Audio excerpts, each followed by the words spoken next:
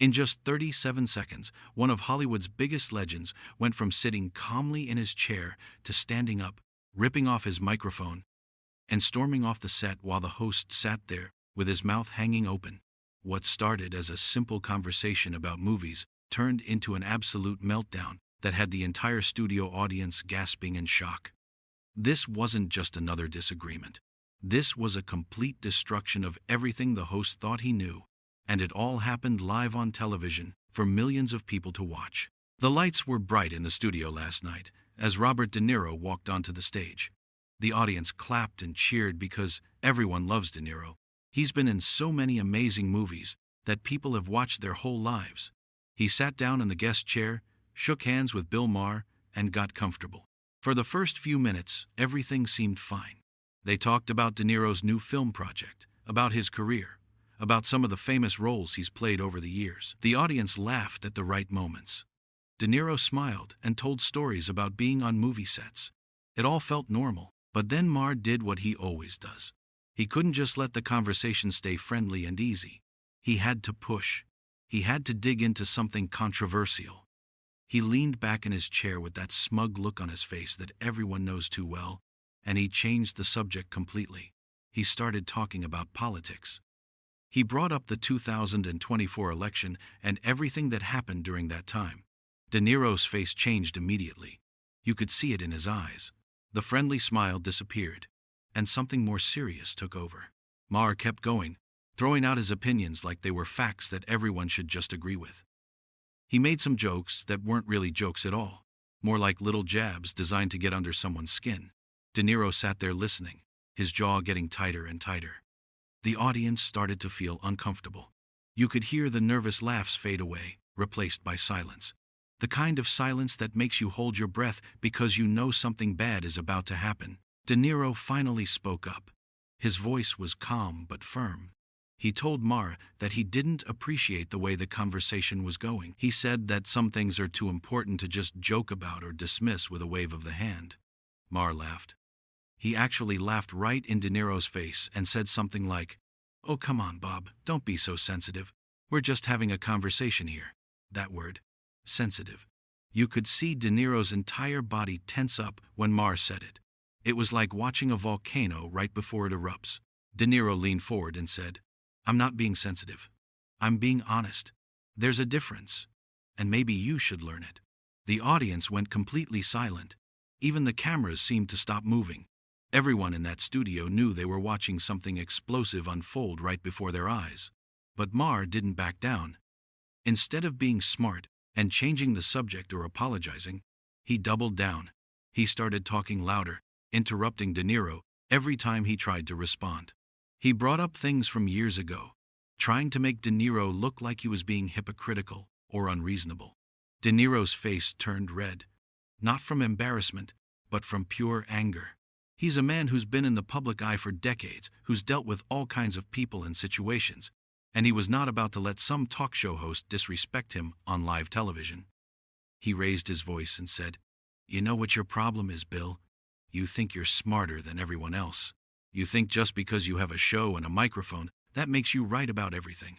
Well, it doesn't." Maher's smile disappeared. For a second, he looked genuinely shocked that someone was calling him out so directly. But then he recovered and shot back. "At least I'm not afraid to say what I think. Unlike some people who just follow whatever's popular at the moment." That was it. That was the moment everything exploded. De Niro stood up halfway out of his chair and pointed his finger at Maher. His voice got louder, angrier, more intense. "You want to talk about being afraid? You're the one who hides behind your jokes and your audience. You say whatever you want and then act like it's just comedy when people call you out on your bullshit." The audience gasped. Someone in the back of the studio said, "Oh my God," loud enough for the microphones to pick it up. The producers were probably freaking out in the control room, trying to figure out if they should cut to commercial or let this play out. They let it play out. Maher stood up too, not wanting to be sitting down while De Niro was standing. They were face to face now, separated only by the small table between them. Maher's voice got sharp and mean. "You know what, Bob? Maybe you should stick to reading scripts that other people write for you, because clearly, thinking for yourself isn't your strong suit." De Niro's eyes went wide. If looks could kill, Maher would have been gone right then and there. De Niro took a step closer, and for a moment, it looked like things might actually get physical. The audience was on the edge of their seats. Security guards near the stage moved a little closer, ready to step in if needed. But De Niro didn't throw a punch. Instead, he did something even more devastating. He laughed. Not a happy laugh, but a cold, bitter laugh that cut through the air like a knife. You really are something, Bill. You sit here night after night, pretending to be this voice of reason, this intelligent commentator who sees through all the noise. But you know what you really are? You're just another guy who loves the sound of his own voice too much to actually listen to anyone else. Maher tried to interrupt, tried to get his own words in, but De Niro wasn't having it. He kept going, his voice getting stronger and more passionate with every word. I've been doing this for 50 years. 50 years in this industry. I've worked with the best directors, the best actors, the best writers. I've seen real talent, real intelligence, real integrity. And you know what? You don't have any of those things. What you have is a platform that you abuse every single night. The studio was so quiet you could hear a pin drop. Every eye was locked on these two men standing there, facing off in what had become one of the most intense confrontations in talk show history. Maher's face was turning red now too. His hands were clenched into fists at his sides. He wasn't smiling anymore. He wasn't making jokes. He was angry, really angry, because someone had finally called him out in a way he couldn't laugh off or dismiss. You don't know what you're talking about, Maher said through gritted teeth. You come on here on my show, and you're going to lecture me about integrity. That's rich coming from someone who's been playing pretend their whole life. Playing pretend? De Niro shot back immediately. I'll tell you what's pretend. What's pretend is you sitting here, acting like you give a damn about the truth, when all you really care about is your ratings and your ego. You don't want real conversations. You want people to agree with you or be quiet. Well, I'm not going to be quiet. Not tonight. Not ever. Maher pointed at De Niro, his finger shaking slightly. Then maybe you should leave. If you don't like how I run my show, there's the door. The entire studio gasped again, even louder this time. The producers must have been having heart attacks. Kicking a guest off the show live on air? That almost never happens. But Maher had just said it. He'd actually told Robert De Niro, one of the most respected actors in the world, to leave his show. De Niro stared at him for a long moment. His chest was rising and falling with deep breaths. His eyes were burning with intensity. Then he did something that made the whole situation even more dramatic. He reached up, grabbed the tiny microphone clipped to his shirt, and ripped it off. The sound of it disconnecting crackled through the studio speakers. He threw the microphone down on the table between them, where it bounced once and then lay there like a piece of evidence at a crime scene. You know what, Bill? De Niro said, his voice deadly calm now, which somehow made it even more powerful than when he was yelling. I don't need to be here. I don't need your show. I don't need your platform. I came here tonight thinking we could have an actual conversation, a meaningful exchange of ideas. But I was wrong. You don't want conversation. You want submission. You want everyone to nod along with whatever comes out of your mouth. Well, I'm not that guy. I never have been, and I never will be. Maher opened his mouth to respond, but De Niro held up his hand. No, I'm done listening to you. I've heard enough for one lifetime. You asked me to leave? Fine, I'm leaving. But not because you told me to. I'm leaving because staying here one more second would be a waste of my time and an insult to my intelligence. The audience didn't know what to do. Some people started clapping nervously. Others just sat there with their mouths open. A few people looked like they wanted to run out of the room. The tension was so thick you could cut it with a knife. De Niro turned away from Maher and started walking toward the exit. But before he got off the stage, he stopped and turned back one more time. Maher was still standing there, looking stunned and angry and maybe a little bit embarrassed. De Niro locked eyes with him one last time and said, You know what the saddest part of all this is, Bill? You actually had the chance to be something special. You had the chance to create real dialogue, to bridge gaps, to help people understand each other. But you threw it all away because your ego is bigger than your brain. And that's on you. That's all on you. With those final words hanging in the air, De Niro walked off the stage. His footsteps echoed in the silent studio. Everyone watched him go, watched him push through the side door, and disappear into the darkness backstage. For several seconds, nobody moved. Nobody spoke. The cameras kept rolling, catching every moment of the aftermath. Maher stood there alone on his stage, his face a mixture of anger and shock and something that might have been shame if he was capable of feeling it. Finally, after what felt like an eternity, Maher turned to face the audience. He tried to smile, tried to make some kind of joke to lighten the mood, but it fell completely flat. His voice cracked slightly when he spoke. "Well, that was unexpected," he said, but nobody laughed. The audience just stared at him, and you could tell they weren't on his side. They just watched him push one of the most beloved actors in the world until he couldn't take it anymore. And they'd seen who the real problem was. One of the producers must have signaled to cut to commercial because the music started playing suddenly, trying to break the tension. But it was too late. The damage was done. Everyone in that studio, everyone watching at home, had just witnessed something they would never forget. They'd seen a man stand up for himself against someone who thought he was untouchable. They'd seen respect clash with ego. They'd seen truth punch through pretension. As the commercial break started, you could hear people in the audience talking to each other, their voices buzzing with excitement and shock. Some people were standing up, trying to get a better view of the backstage area where De Niro had disappeared. Security guards were moving around, trying to manage the situation. The whole studio was in chaos. Backstage, De Niro was already heading for the exit. Staff members watched him go, some of them looking sympathetic, others just stunned. One brave production assistant approached him to ask if he was okay, if he needed anything. De Niro gave him a small nod, his anger already cooling now that he was away from Maher's presence. "I'm fine," he said quietly. "Just get me out of here." Back on the stage, Maher was pacing back and forth during the commercial break. His team was probably in his ear through his earpiece, telling him how to handle this when they came back on air. But what could he say? How could he spin this? He just had one of the most explosive confrontations in talk show history, and he'd come out of it looking like the bad guy. There was no joke clever enough, no explanation smooth enough to fix what had just happened. When the show came back from commercial, Maher tried his best to recover. He made some comments about how things got heated, how sometimes conversations get passionate, but his usual confidence was shaken. You could see it in his eyes, hear it in his voice. For once in his career, he'd been genuinely rattled by a guest, and everyone could tell. The rest of the show limped along awkwardly. Maher went through his remaining segments, but the energy was completely different. The audience was still thinking about what they'd just witnessed. Social media was already exploding with clips of the confrontation. People were taking sides, dissecting every word, every gesture, every moment of the explosive exchange.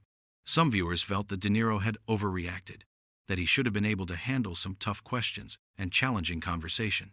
But most people saw it differently. They saw a talk show host who'd pushed too far, who'd been disrespectful and dismissive, who'd treated a legendary guest like some kind of prop in his own personal show. They saw someone who couldn't handle being challenged, who hid behind his position as the host to say whatever he wanted without consequences. In living rooms across the country, people were rewinding their DVRs, watching the confrontation again and again. They were calling their friends, texting their family members, posting on every social media platform they could find. This wasn't just another celebrity interview that went a bit sideways. This was a genuine moment of television history, the kind of thing people would be talking about for years to come. The video clips spread like wildfire. Within an hour, they were everywhere. Every news website, every entertainment blog, every social media feed was flooded with footage of De Niro ripping off his microphone and walking out. People made memes, created reaction videos, wrote think pieces analyzing every aspect of what had happened. The phrase De Niro versus Maher was trending worldwide. Some people focused on specific moments from the confrontation. The way De Niro's face changed when Maher called him sensitive. The moment Maher told him to leave. The devastating final speech before De Niro walked off. Each moment was dissected, examined, celebrated, or criticized depending on who you talked to. Industry insiders started weighing in too. Other actors, directors, producers, people who'd been in the business for decades, shared their thoughts. Many of them sided with De Niro, saying they'd had similar frustrations with hosts who prioritized controversy over genuine conversation. Some shared their own stories of uncomfortable interviews, of hosts who'd crossed lines or shown disrespect. Back at the studio, the crew was packing up for the night. They moved quietly, speaking in hushed tones about what they'd just witnessed. Some of them had worked in television for their entire careers, and they'd never seen anything quite like this. Sure, there had been tense moments before, awkward interviews, guests who walked off during commercial breaks, but to have someone like Robert De Niro publicly confront the host and storm off during the live broadcast? That was unprecedented. The green room where De Niro had waited before the show was empty now, his belongings already collected by his team. The chair where he'd sat on stage remained empty too, a stark reminder of what had just happened. The stage lights were being turned off one by one, leaving only the ghost of the confrontation hanging in the air. Maher himself retreated to his dressing room after the show ended. His team followed him, probably trying to do damage control, planning their response strategy, figuring out how to handle the inevitable media storm that was already beginning. But there was no real way to fix this. The footage was out there. The truth was out there. Everyone had seen what happened, and no amount of spin could change the fundamental reality of the situation. The thing that made this whole confrontation so powerful, so memorable, wasn't just the yelling or the dramatic exit. It was the substance behind it. De Niro hadn't walked off because of some petty disagreement, or because his feelings were hurt. He'd walked off because he'd reached his limit with someone who seemed to value being provocative over being respectful, who confused arrogance with intelligence, who thought having a platform meant never having to listen. Throughout the confrontation, you could see the fundamental difference between these two men. De Niro, despite his anger, maintained a certain dignity. He made his points clearly, stood his ground, without resorting to cheap shots or personal insults. He was angry, yes, but his anger came from a place of principle, from a lifetime of experience and earned wisdom. Maher, on the other hand, kept falling back on the same tactics that had served him in other situations, not realizing they weren't working this time. He tried to joke his way out of it, to belittle and dismiss, to use his position as host to maintain control. But De Niro wasn't having any of it. The audience had watched all of this play out in real time. They'd seen a masterclass in standing up for yourself, in not backing down when someone tries to make you feel small, in knowing when a situation isn't worth your time or energy anymore. They'd also seen what happens when someone's ego writes checks their character can't cash, when confidence crosses over into arrogance, when a host forgets that respect should flow both ways. As the night wore on and more people saw the clips, the consensus grew stronger. This wasn't just entertainment or drama for drama's sake. This was a statement, a reminder that just because someone has a microphone and a TV show doesn't mean they can treat people however they want. A demonstration that sometimes the most powerful thing you can do is walk away from someone who doesn't deserve your time or energy. The studio would open again tomorrow for another show. The stage would be set up the same way. The lights would shine just as bright. The audience would file in and take their seats. But something had changed. Everyone would remember what happened tonight. Everyone would remember the moment when Robert De Niro decided he'd had enough. When he stood up, ripped off his microphone, and walked away with his head held high. And everyone would remember why he did it. Not because he couldn't handle a tough conversation, but because he refused to participate in something that had stopped being a conversation and had become something else entirely. Something smaller, something unworthy of his time. And in walking away, in refusing to play along, he'd made the most powerful statement of all.